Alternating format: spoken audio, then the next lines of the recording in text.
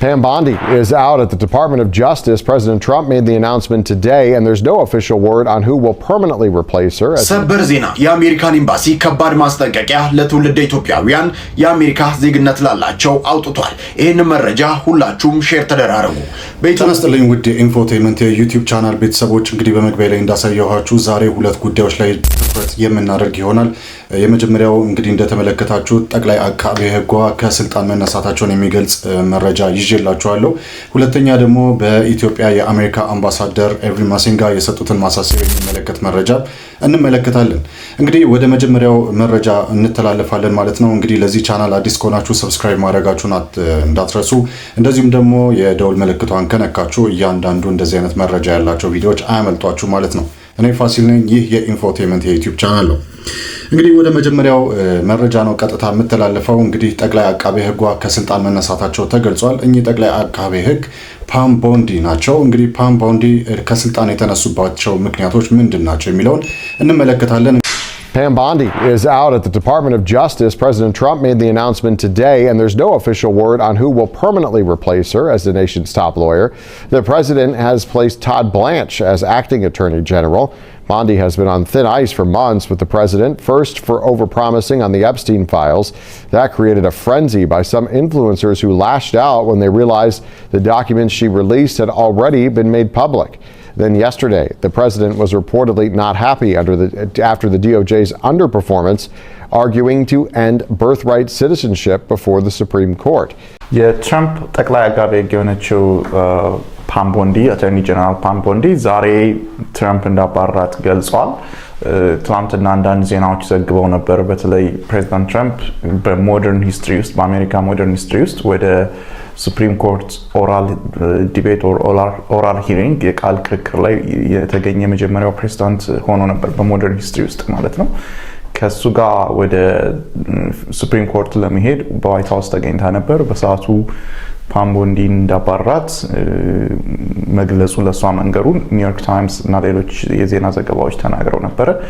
ፓም ቦንዲ መልሳ ለምናው ነበር፣ ግን ጀስት ይሄን የተናገሩት እንግዲህ የዜና ዘገባዎች ነው። እስከ ዛሬ ድረስ ያ እውነትነቱ አልታወቀም።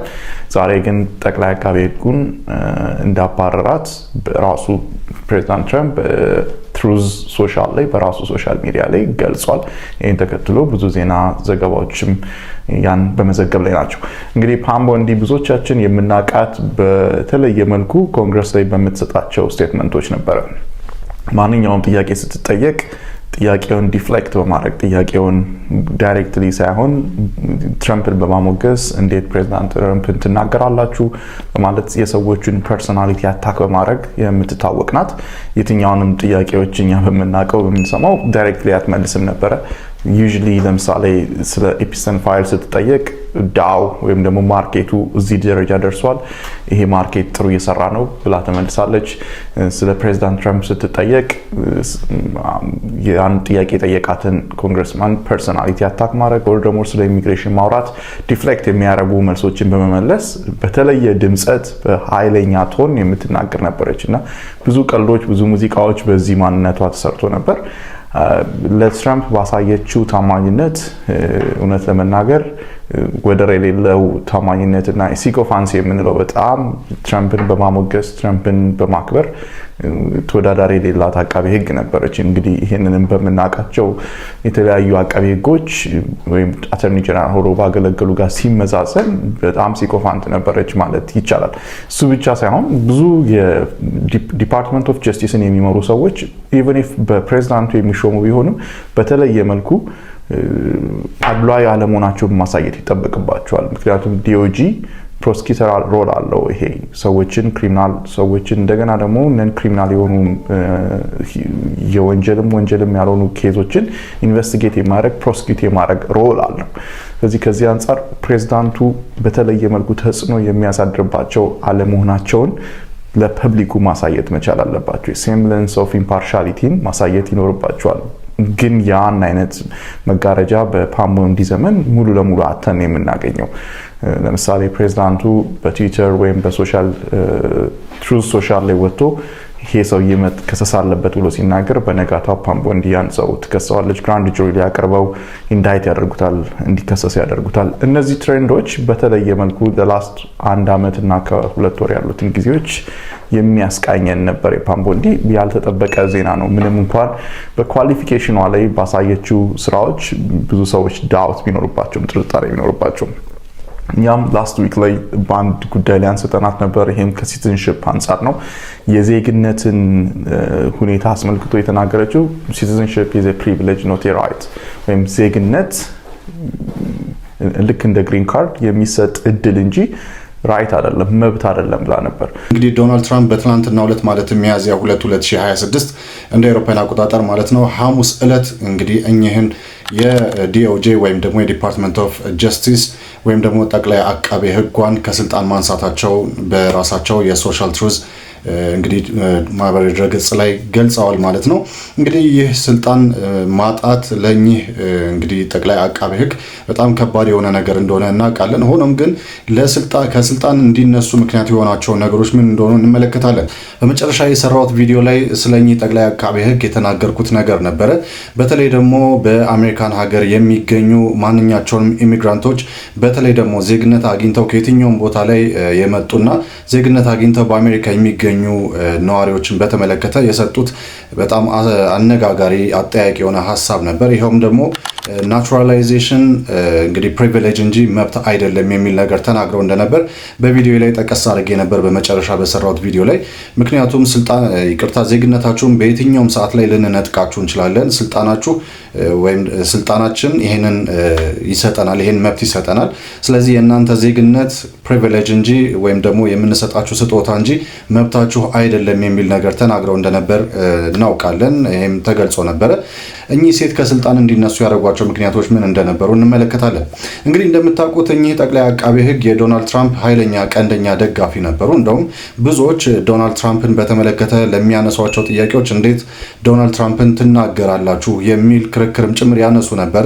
ከዚህም በተጨማሪ ደግሞ ለሚጠየቋቸው ለእያንዳንዳቸው ጥያቄዎች ደግሞ የሚሰጧቸው ምላሾች በጣም አነጋጋሪና በጣም የተወሳሰቡ ግራ የሚያጋቡ ናቸው። ፓም ቦንዲ ከስልጣን እንድትነሳ ያደረጓት ታዲያ ዋና ዋና የሚባሉት ምክንያቶች ምንድን ናቸው የሚለውን እንመለከታለን። የመጀመሪያው ነገር የጄፍሪ ኤፕስቴንን ፋይል በተመለከተ የፋይል አያያዟም ለዚህ መነሳቷ እንደ ምክንያትነት እየተጠቀሰ ነው።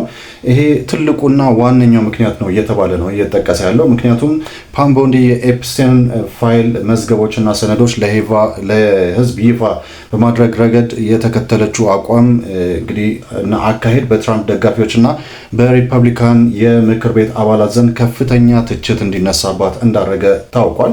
እንግዲህ ሚስጥራዊ የሆኑ የደንበኞች ዝርዝር ደግሞ እንደዚሁም በእጇ እንዳለ ከተናገረች በኋላ ሲታይ ደግሞ ምንም ነገር እንደሌለም ጭምር እየተናገረች የነበረበት ጊዜ ነበረ። ከዚህ በተጨማሪ ደግሞ ሰነዶቹ በተለይ ደግሞ ይፋ በሚደረጉበት ጊዜ አዳዲስ የሆኑ መረጃዎች ያልነበሩባቸው መሆኑንና የተጎጂዎችን ስም በአግባቡ ያለመያዝ ችግር ወይም ያለመሸፈን ችግርም ይሄም ቁጣ ያስነሳ አንዱ ትልቁ ለመነሳቷ ምክንያት ሆኗል ተብሏል።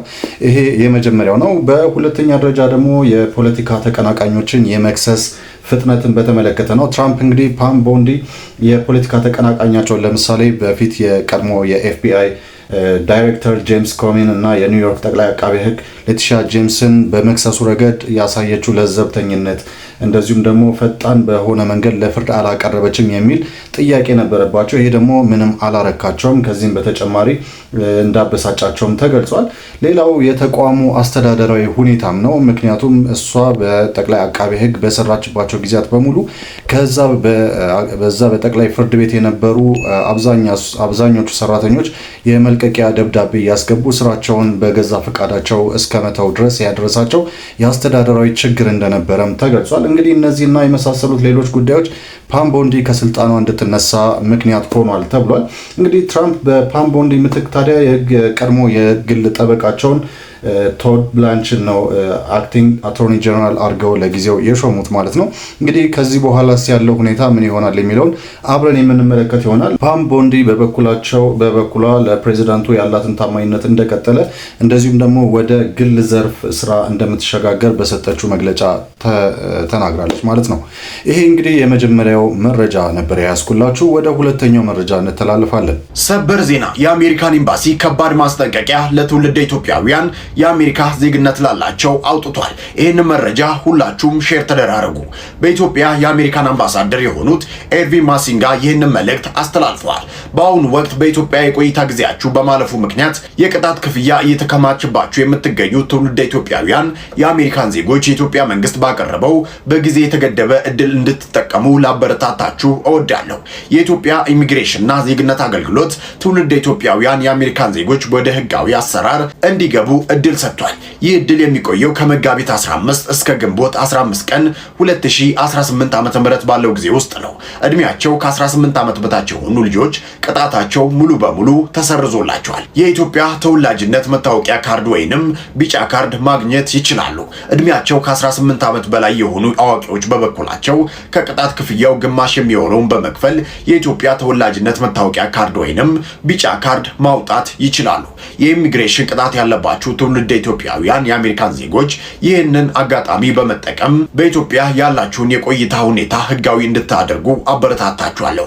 ከግንቦት 15 ቀን በኋላ ከኢትዮጵያ ለመውጣትም ሆነ ለኢትዮጵያ ተወላጅነት መታወቂያ ካርድ ለማመልከት ከተፈቀደ የቪዛ ቆይታ ጊዜ በላይ የመቆየት ቅጣት 100% የመክፈል የግል ኃላፊነት ይኖርባቸዋል። ጥያቄዎች ካላችሁ የኢትዮጵያ ኢሚግሬሽን ዜግነት አገልግሎት አነጋግሩ ወይንም የኤምባሲው የአሜሪካ ዜጎች አገልግሎት ክፍልን በኢሜል አድራሻ addis@state.gov ማግኘት ትችላላችሁ ብሏል የኤምባሲው። እንግዲህ በኢትዮጵያ የአሜሪካ አምባሳደር ኤርቪን ማሲንጋ ትውልደ ኢትዮጵያውያን ለሆኑ የአሜሪካ ዜግነት ላላቸው ሁሉ ማሳሰቢያ መስጠታቸው ነው የተሰማው። እንግዲህ በኢትዮጵያ የአሜሪካ አምባሳደር የሆኑት ኤርቪን ማሲንጋ በትውልደ ኢትዮጵያውያን ለሆኑ የአሜሪካ ዜግነት ላገኙና በኢትዮጵያ ደግሞ ቆይታቸውን ረዘም ላረጉ ወይም ደግሞ ከሚገባቸው በላይ ለቆዩ እና ቆይታቸውን አሁንም ኢትዮጵያ ውስጥ ላረጉ የአሜሪካ ዜግነት ያላቸው ትውልደ ኢትዮጵያውያን ማሳሰቢያ ሰጥተዋል። እንግዲህ ይሄ ማሳሰቢያ እዚሁ ቀደም ሲል ያየነው ወይም የተመለከተው ዜና ላይ እንዳየነው እንደተረዳነው በእኚህ ኤርቪን ማሲንጋ በኢትዮጵያ የቆይታ ጊዜያቸው በማለፉ ምክንያት የቅጣት ክፍያ እየተከማቸባቸው የሚገኙ ትውልደ ኢትዮጵያውያን የአሜሪካ ዜጎች መንግስት ባቀረበው በጊዜ የተገደበ እድል እንዲጠቀሙ ነው ጥሪ ያቀረቡ። ቀደም ሲል የኢትዮጵያ ኢሚግሬሽንና ዜግነት አገልግሎት በሙሉ ለነዚህ በኢትዮጵያ ተወልደው ሆኖም ግን የአሜሪካ ዜግነት ላገኙና ወደ ኢትዮጵያ መጥተው ደግሞ ቆይታቸውን ረዘም ለሚያደርጉ በሙሉ ዜጎች ማሳሰቢያ ሰጥቶ ነበር። ይሄ ማሳሰቢያና በተለይ ደግሞ እነዚህ ቆይታቸውን ረዘም የሚያደርጉ በሙሉ የአሜሪካ ዜጎች የሆኑ ትውልደ ኢትዮጵያውያን በቆይታችን ጊዜ የምንከፍለው ወይም ደግሞ ኦቨርስቴይ ስናደርግ ወይም ደግሞ ከሚገባው በላይ ስንቆይ የምንከፍለው ክፍያ በጣም ስለበዛብን ይቀነስልን የሚል እንግዲህ ቅሬታ አሰምተው ነበር። ይህን ቅሬታቸውን ደግሞ ሲመረምር ከቆየ በኋላ የኢትዮጵያ ኢሚግሬሽንና ዜግነት አገልግሎት ክፍያውን በተለይ ከ18 ዓመት በላይ ለሆኑ ክፍያውን ከሙሉ ክፍያ ወደ ግማሽ ክፍያ እንደቀነሰላቸው ከ18 ዓመት በታች የሆኑ ደግሞ ታዳጊዎች ደግሞ ሙሉ ለሙሉ ያለ ክፍያ የትውልደ ኢትዮጵያውያን መሆናቸውን የሚያሳይ የቢጫ ካርድ ወይም የሎ ካርድ የምንለውን እንዲያወጡ ተፈቅዶ እንደነበር ይታወቃል። ሆኖም እንግዲህ አሁንም ቆይታቸውን እንግዲህ በኢትዮጵያ ላረጉ የአሜሪካ ዜግነት ያላቸው በሙሉ እስከ ግንቦት 15 ድረስ ብቻ ነው ይሄ ነገር የተፈቀደው። የኢትዮጵያ ኢሚግሬሽንና ዜግነት አገልግሎት ይህንን የጊዜ ገደብ ከመጋቢት 15 ከግንቦት 15 ነው ያለው። እንግዲህ በዚህ ጊዜ ተጠቅመው ይህንን ክፍያ በግማሽ ከፍለው በኋላ ላይ ደግሞ በተገቢው ጊዜ ይህንን ነገር እንዲያጠናቅቁና በህጋዊነት ወደ ዜግነት አገልግሎት ወይም ደግሞ በትክክለኛ የዜግነት አገልግሎት ላይ ጥቅም እንዲያገኙ ለማድረግ ነው እንግዲህ ይህን ማሳሰቢያ ሰጥቶ የነበረው፣ ይህን እድል አመቻችቶ የነበረው። ሆኖም እስካሁን የቆያችሁና በዚህ አገልግሎት ተጠቃሚ የሆናችሁ ያልሆናችሁ ወይም ክፍያችሁን በዚህ መንገድ ያልከፈላችሁና በትክክለኛው የዜግነት አገልግሎት ተጠቃሚ ያልሆናችሁ በሙሉ አሁን ጊዜው እስካለበትና ገደብ እስከተሰጠበት ጊዜ ድረስ ብቻ ተጠቃሚ እንድትሆኑ ሲሉ ነው እንግዲህ የወቅቱ በኢትዮጵያ የአሜሪካ ኤምባሲ ኤርቪን ማሲንጋ የተናገሩት።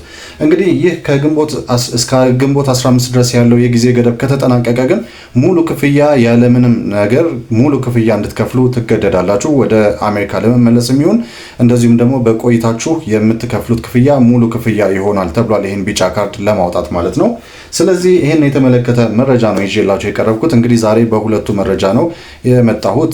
እንግዲህ ይሄ መረጃ እንደሚጠቅማችሁ ተስፋ አደርጋለሁ።